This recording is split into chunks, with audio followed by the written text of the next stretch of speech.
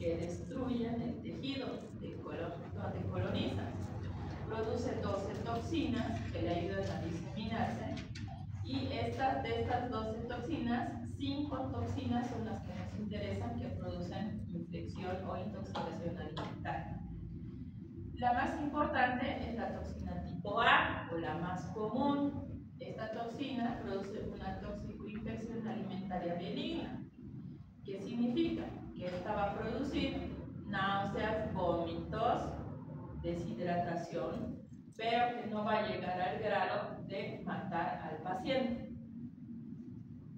Esta enterotoxina actúa a nivel de las células plasmáticas. La toxina tipo C, que es la toxina más mortal, si ustedes quieren decir así, es una enterotoxina que también se le conoce como enterotoxina beta. Esta toxina lo que hace, aparte de producir un desequilibrio en la homeostasis de la célula, es descamar la mucosa, y al descamar la mucosa produce una necrosis de la misma. Entonces lo que encontramos en esto es una enteritis necrotizante. ¿Qué significa? Que se va a morir toda la mucosa que está colonizada por las bacterias y atacada por la enterotoxina del tipo B. Normalmente este tipo de enterotoxina está ligada a carne de cerdo mal cocida. Sí, o casi. Por eso se les recomienda siempre comer carne bien cocida, porque así mata todas las toxinas y todas las bacterias.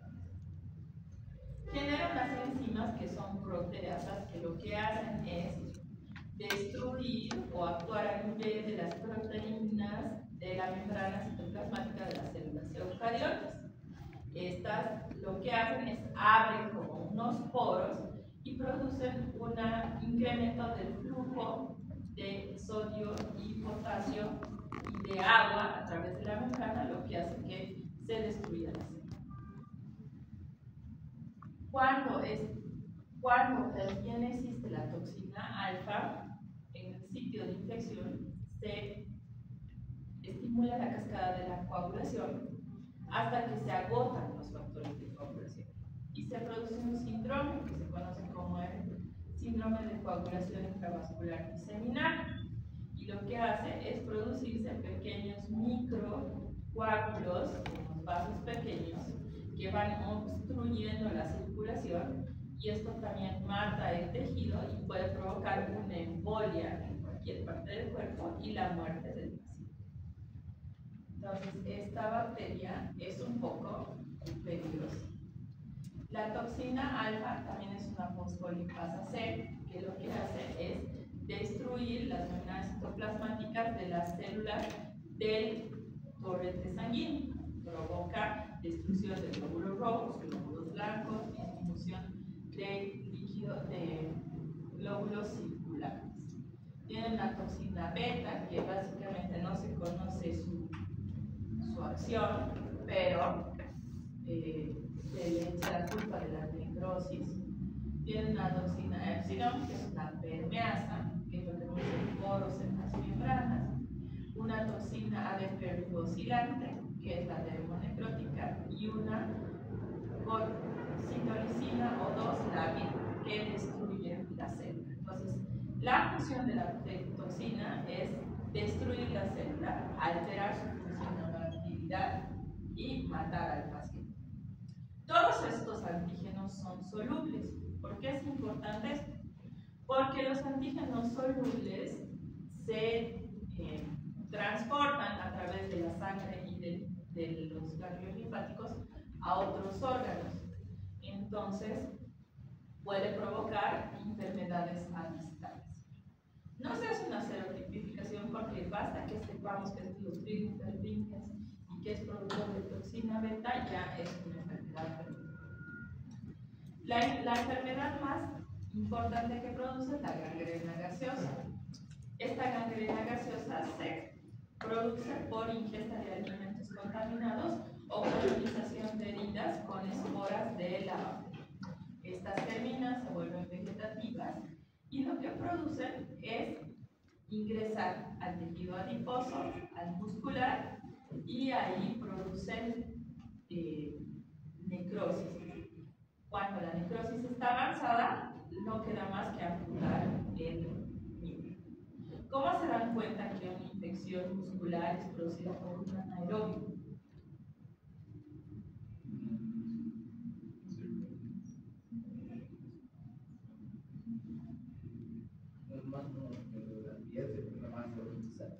Se pone más tersa, pero cuando ustedes apretan, cruje. Como si a veces han agarrado esas bolitas que tienen con los aparatos electrónicos, le hacen una bola y la aprietan así, todas las bolitas estallan, así más o menos suena. Porque la necrosis que se produce ahí, produce burbujas de oxígeno. La necrosis, no la bacteria. Y cuando ustedes apretan es como si estuvieran destruyendo esta necrosis. ¿Sí? Entonces, esta enfermedad es grave porque la necrosis puede ir ascendiendo y llegar a matar al paciente. Las necrosis se curan amputando. ¿Sí? ¿Cómo se previene? Bueno, no hay una prevención para los hipertenias, pero ahora las terapias hiperbáricas y destruir a la bacteria ayudan a disminuir las complicaciones, porque la complicación más importante es la amputación. Tenemos la celulitis anaeróbica. Esta celulitis que era muy común en el pasado porque las esporas estaban en el material instrumental quirúrgico no esterilizado. Porque antes ustedes saben que cuando había las primeras cirugías, los primeros cirujanos, mientras más cochina era su bisturí o su tijera o lo que usaban, decía que más cirugías habían hecho. Entonces no se esterilizaba el material quirúrgico y no era de acero inoxidable como hay ahora, o de acero quirúrgico. Antes era acero común y corriente. Y las esporas se encontraban en la parte ensarrada. Entonces cuando atendían partos o hacían legrados o hacían cirugías, colonizaban las heridas con estas esporas. Entonces lo que se provocaba era una celulitis anaeróbica, generalmente quirúrgica, y estas eran, porque tenían mucho gas, eran muy dolorosas, muy tóxicas, y como se localiza en el tejido celular subcutáneo, el olor es bien como a cadáver. Entonces estas lesiones, miren, si bien aquí está negrosado, la lesión ya está aquí. No hay que amputar solo estito, hay que amputar hasta aquí, ¿no? Entonces estas lesiones son características.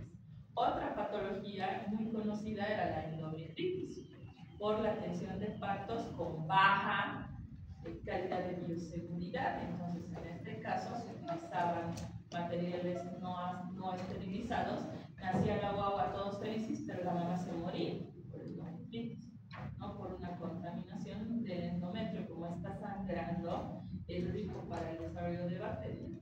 Entonces, era una complicación de los partos antiguamente. Entonces, ven, aquí está el bacilo gram positivo border reus, ¿no? Como un ladrillo. Otra enfermedad que produce cuando ya contaminan los alimentos es la intoxicación alimentaria. En este caso, el culpable es una enterotoxina que provoca náuseas, dolor abdominal y diarrea que no tiene vómitos. Pero lo bueno es que como hoy día mi alimento contaminado y mañana ya estoy bien. O sea, las intoxicaciones tienen esa característica que se curan al día siguiente. Normalmente por contaminación de carnes contaminadas. Sin embargo, cuando a veces nosotros abusamos de los antibióticos en estos pacientes, colaboramos con la necrosis.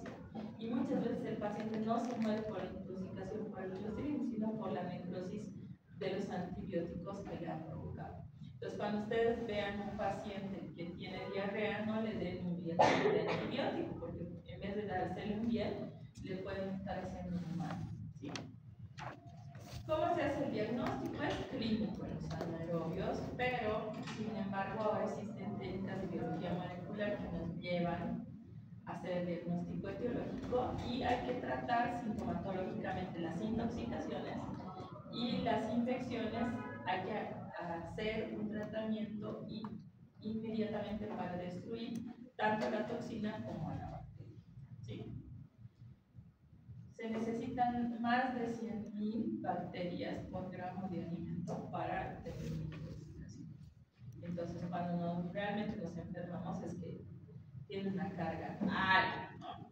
Cuando tenemos una muestra, lo que debemos hacer es aspirar la secreción purulenta con una jeringa, sacarle el oxígeno y ponerle un tapón de goma a la jeringa en la puntilla, ¿ya? Como las gomas de borrar, cortamos un cuadradito y lo tapamos. ¿Para qué? Para que no entre oxígeno y no se destruyan las bacterias. ¿Sí? Plastilina también puede ser.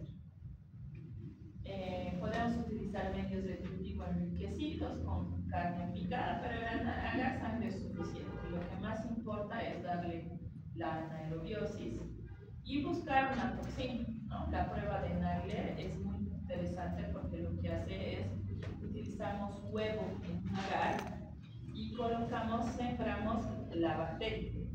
Si la bacteria produce la toxina, produce